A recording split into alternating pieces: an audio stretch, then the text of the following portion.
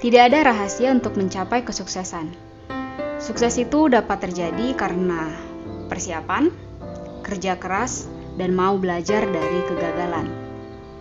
Halo Smarter People, kembali lagi dengan saya Alfariska Silalahi di channel Smarter V.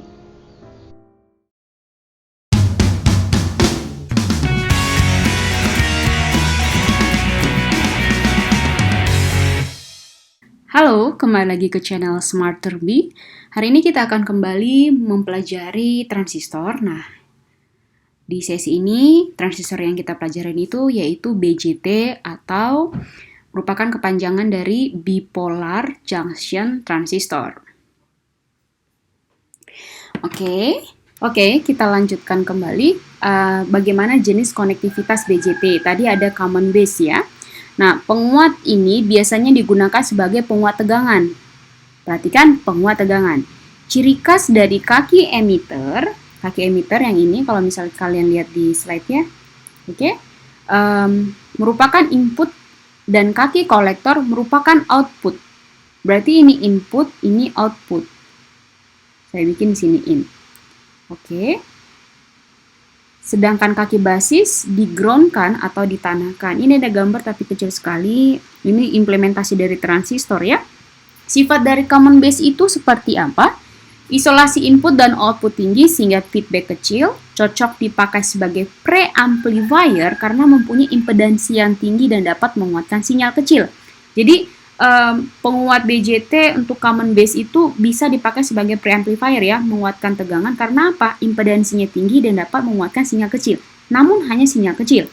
Dapat digunakan sebagai penguat dalam daerah frekuensi tinggi juga dan dapat digunakan sebagai buffer atau penyangga. Sedangkan common emitter itu sudah penguat ini biasanya digunakan sebagai penguat daya dan tegangan. Kalau tadi kan tegangan saja. Ciri khasnya itu justru kaki emitter di-ground-kan atau ditanahkan, input adalah basis dan output adalah kolektor. Jadi kalian bisa menggunakan atau memanfaatkan transistor dengan rangkaian seperti ini, itu namanya penguat common emitter ya. Sedangkan yang ini penguat common base. Nah, sifatnya itu seperti apa? Sinyal output berbeda pada fasa 180 derajat, kemungkinan bisa terjadinya osilasi, banyak digunakan sebagai penguat audio dan stabilitas penguatan rendah karena tergantung stabilitas suhu dan bias transistor.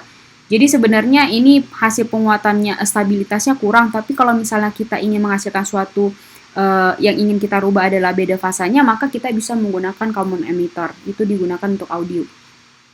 Jadi makanya audio itu bisa ada delay-delay itu karena ini juga. Nah, yang terakhir adalah common collector. Disusun seperti ini. Penguat common collector digunakan sebagai penguat arus. Kalau tadi kan pertama itu adalah tegangan, kedua tegangan dan daya, dan yang terakhir adalah penguat arus. Ciri khasnya itu apa? Input dihubungkan ke basis dan output dihubungkan ke emitter. Jadi kalau kalian punya rangkaian yang lain, inputnya itu kalian hubungkan ke basis, dan outputnya dihubungkan ke emitter. Jadi ini kan input, kalian hubungkan ke emitter, inputnya kalian hubungkan ke basis, dan juga outputnya itu kalian hubungkan ke emitter. Emitternya itu kan adalah ini, makanya di sini adalah output. Karena tegangan output hampir sama dengan tegangan input. Sifatnya itu seperti apa? Sinyal output dan input satu fasa. Kalau tadi kan berbeda fasa selama sebanyak 180 ya. Kalau ini dia satu fasa, penguatan tegangan relatif kurang dari 1, dan penguatan arus tinggi, impedansi input tinggi, dan impedasi outputnya rendah, sehingga cocok digunakan sebagai buffer. Ini juga cocok sebagai buffer. Prinsip kerja dari BJT itu seperti apa? Emitter artinya pemancar. Disinilah pembawa muatan berasal ya. Jadi emitter itu artinya pemancar, kolektor artinya pengumpul, berarti pembawa muatan. Nah, yang berasal dari emitter dan ditampung di kolektor. Basis artinya dasar sehingga digunakan sebagai elektroda pengendali. Jadi perhatikan kalau saya lanjut lagi di sini, kalau saya hapus,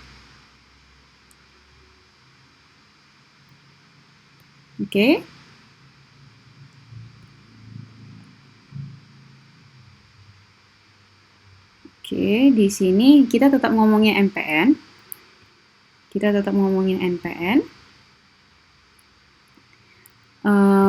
di sini kita bisa lihat ya, kalau emitter itu merupakan pemancar dasar dan juga kolektor pengumpul.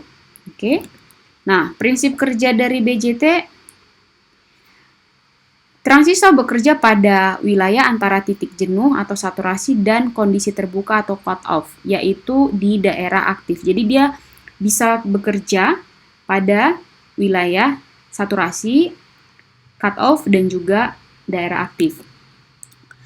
Prinsip transistor sebagai saklar itu, sebagai saklar, kita bisa baca bersama. Transistor akan mengalami cut off apabila arus yang melalui basis sangat kecil.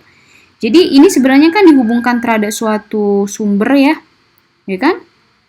Misalnya, kalau misalnya arus yang masuk di sini, arus di sini yang masuk I, saya bikin IB sangat kecil, maka kolektor dan emitter akan seperti kawat terbuka gitu. Jadi sangat kecil, tidak ada yang menghubungkan antara emitter dan kolektor. Kita baca lagi, transistor akan mengalami cut off apabila arus yang melalui basis sangat kecil sekali sehingga kolektor dan emitter akan seperti kawat yang terbuka. Transistor akan mengalami saturasi apabila arus yang melalui basis terlalu besar sehingga antara kolektor dan emitter menghasilkan menjadi kawat yang terhubung. Tapi kalau misalnya arus yang dihasilkan itu besar, ini bisa menjadi suatu kawat yang terhubung gitu. Arus bisa mengalir dari emitter ke basis dan juga ke kolektor, atau sebaliknya dari kolektor basis ke emitter. Itu tergantung jenisnya, PNP atau NPN. Nah, ini struktur dari transistor yang paling umum. Ini kolektor, basis, dan emitter. Daerah di sini disebut kolektor base junction, sedangkan yang ini adalah emitter base junction. Kalau tadi kita singkat EBJ ya, sedangkan ini CBJ. Nah, ini adalah transistor yang tidak dibiaskan. Contohnya tuh kita ambil sampel NPN sebelum terjadi difusi. Sebagaimana kita ketahui bahwa elektron bergerak dari daerah N dan yang kemudian berdifusi melewati persimpangan atau junction yang kemudian bukan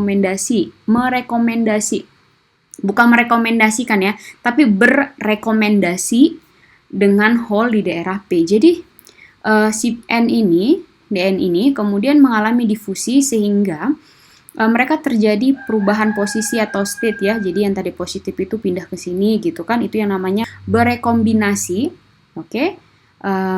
Dari dua layer itu antara kolektor dan base. Ini namanya depletion layer, yang ini depletion layer.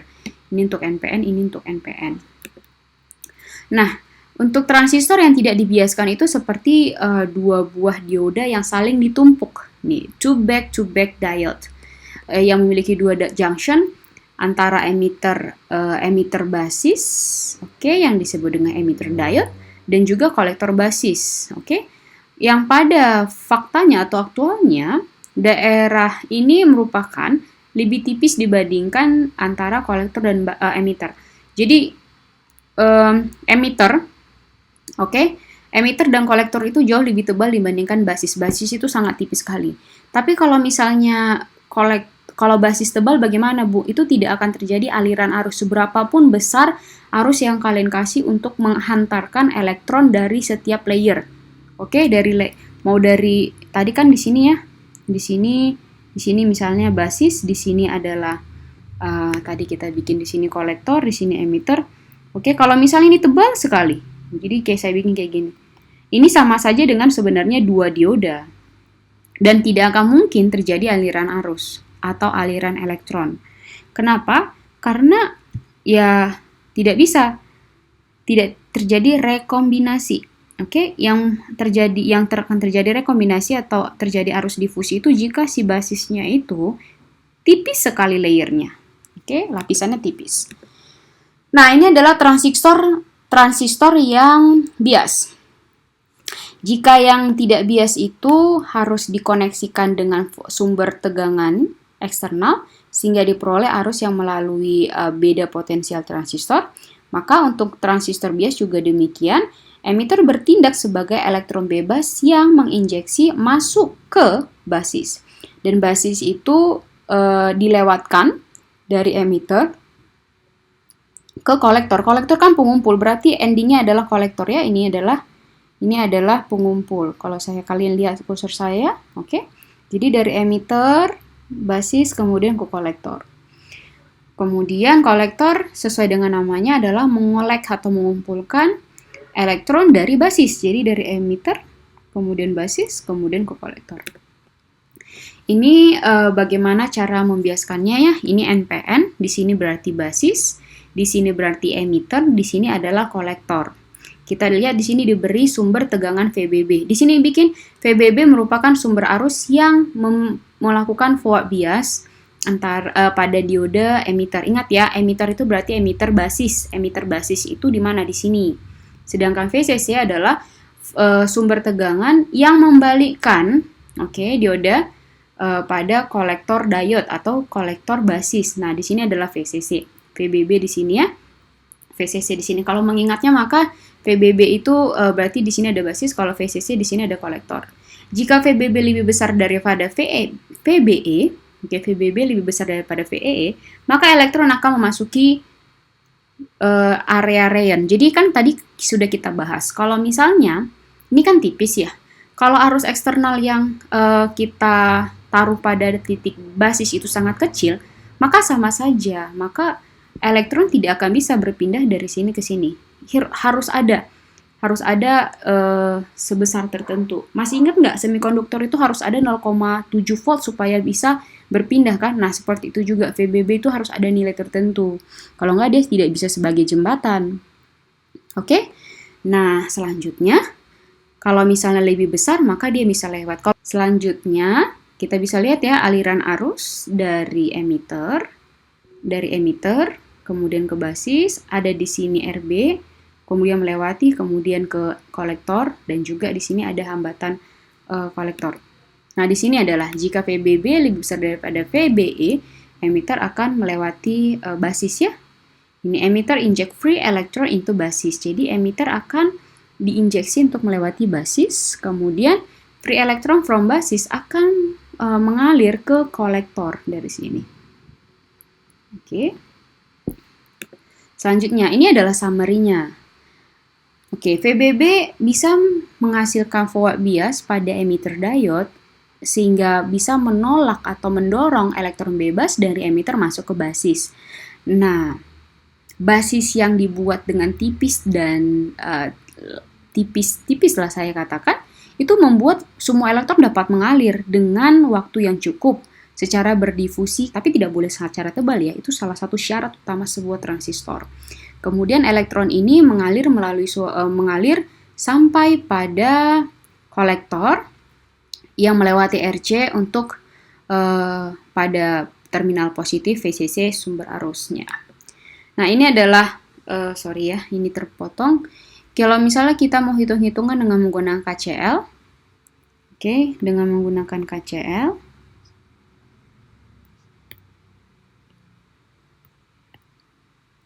kalau menggunakan KCL, IE sama dengan IC tambah IB. Ini kan pemancar. Ya kan? Ini adalah pengumpul.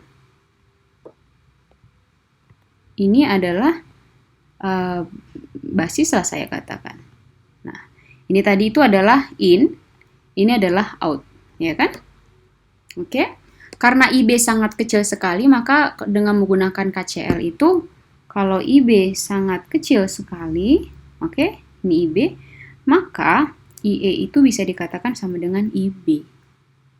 IC.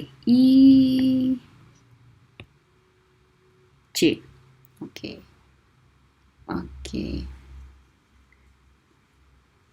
Ini kita bisa lihat ya bagaimana arusnya. Kolektor di sini. Ini untuk NPN.